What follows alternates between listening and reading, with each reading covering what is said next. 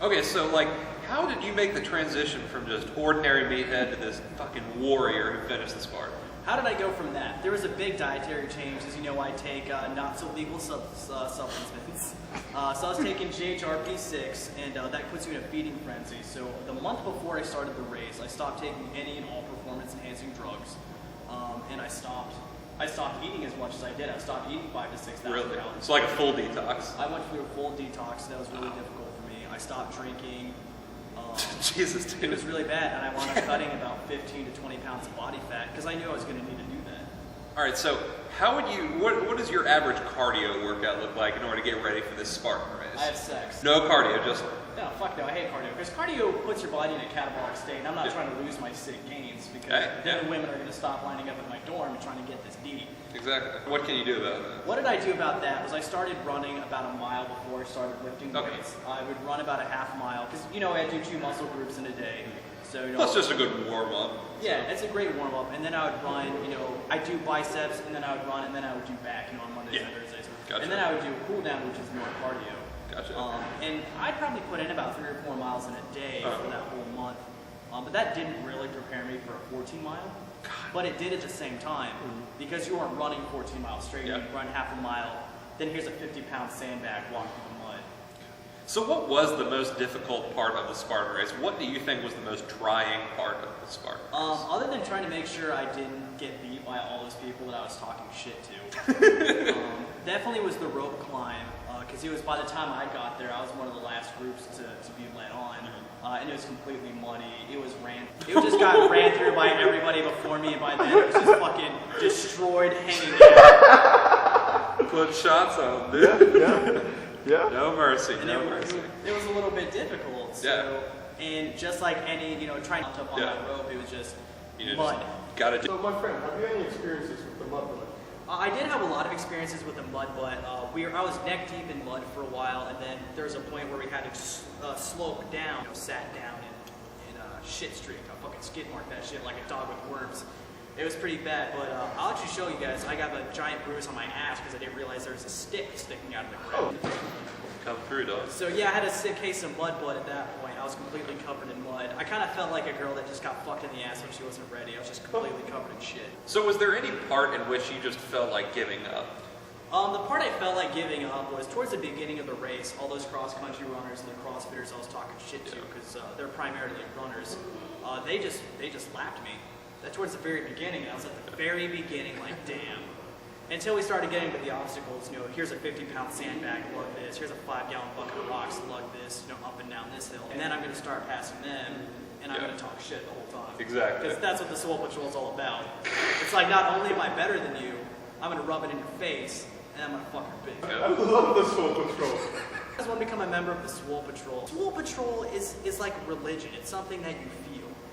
I feel like I need swole. I felt touched by that. I need swole in my life. Satisfy that need for the D. You have to satisfy the need for the D. You know, you're the pharmacist and you got that vitamin D. You gotta have that And vitamin everybody's D. deficient. Part of being part of the Swole Patrol is you work out more than your body can physically handle as a natural athlete, and then you start dabbling with performance-enhancing drugs. Swole Patrol means you're better than everybody else, and you let them know. Love this. Yeah. That is what we need. I think that's what Everybody needs to know that they're not good enough.